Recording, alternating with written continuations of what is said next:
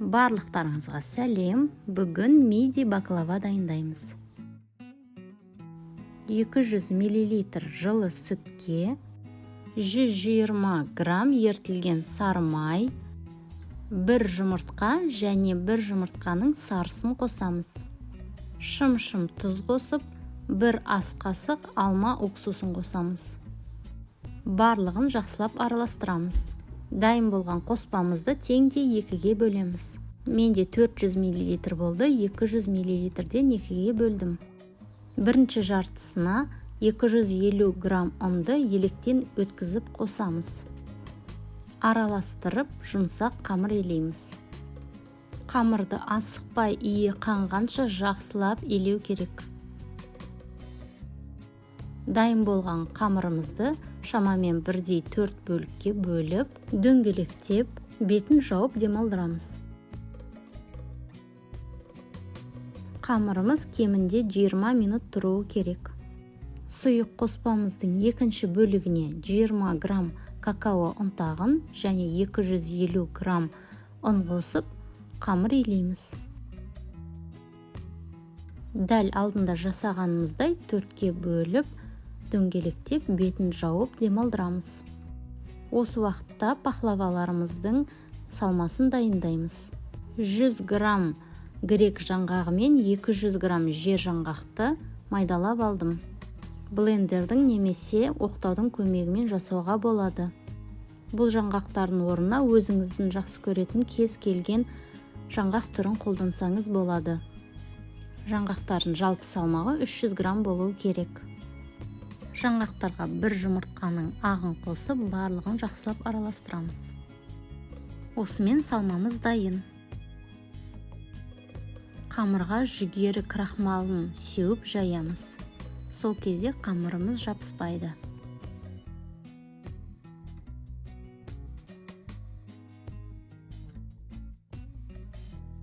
Қамырды егер бар болса, барынша жұқа оқтаумен жайсаңыз, оңай жайылады. Ерінбек қамыр әбден жұқа болғанша асықпай жаямыз. Басында крахмал сеуіп жаямыз. Қамырымыз үлкейіп, жұқара бастағанда крахмал себуді тоқтатамыз.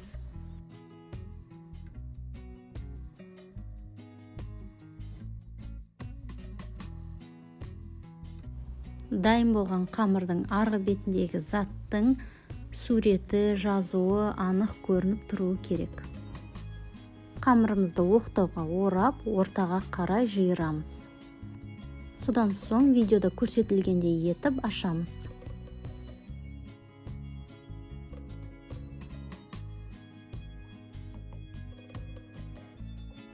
Қамырымызды жинақтап, екі шетін ашамыз. Қамырымызға салмаларымызды салып, видеода көрсетілгендей етіп, баклаваларымыздың формасын жасаймыз.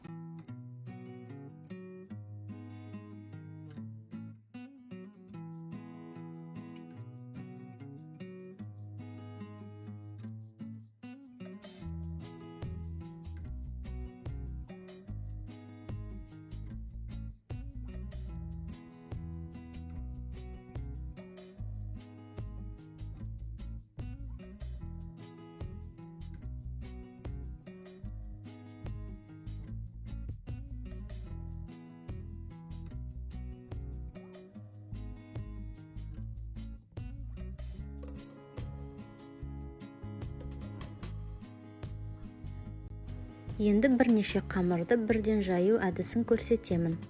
Бізде 4 ақ, 4 шоколадты қамыр болғандықтан 4 қамырды бірден жаямыз. Ол үшін бірінші 4 қамырды бөлек жайып аламыз. Содан соң арасына крахмалды себе отырып, бір оқтауға ораймыз. Кәдімгі бір қамырды жайғандай жая береміз.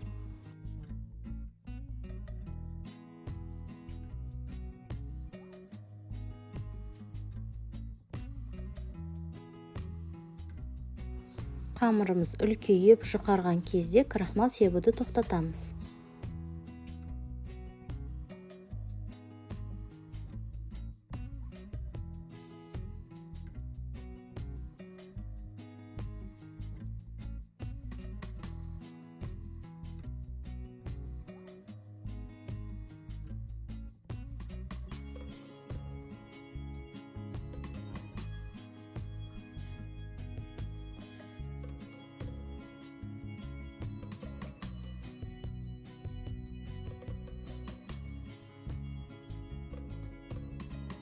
Қамырларымыз дайын болғаннан кейін дәл алдында жасағандағыдай оқтауға орап жиырамыз.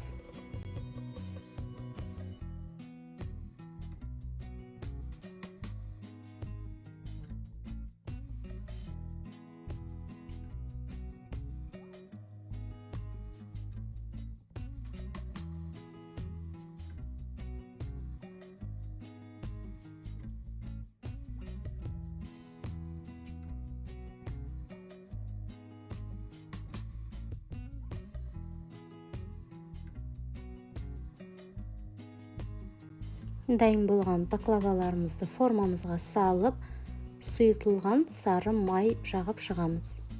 Майды аямай көп қылып жағамыз, себебі пісу барысында баклаваларымыздың қыртыстарының арасының жабыспауы осы майға байланысты. 180 градусқа қыздырылған пеште 35-40 минут пісіреміз. Осы аралықта қалған баклаваларымызды жайып, түйіп дайындай береміз. Осы рецептіден 70 баклава шығады. Баклаваларымыздың пісуіне 15 минут қалған кезде сиропты дайындаймыз. Ол үшін жарты литр суға жарты килограмм қант қосып қайнатамыз. Қайнағаннан кейін лимонның 4-тен 1 бөлігінің шырынын қосамыз. Орташа отта 10 минут қайнатамыз. Сиропты піскен баклаваларымыздың үстіне құямыз. Сиропты құйғаннан кейін кемінде 2 сағат тұруы керек. Баклаваларымызды фисташкамен әсемдеп безендіріп шығамыз. Осымен баклаваларымыз дайын. Барлықтарыңызға ас болсын. Егер рецепт ұнаса, лайк басып, комментарий жазып, каналға жазылып кетіңіздер. Сіздермен болған Гүлжанат. Менің келесі рецепттерімде кездескенше.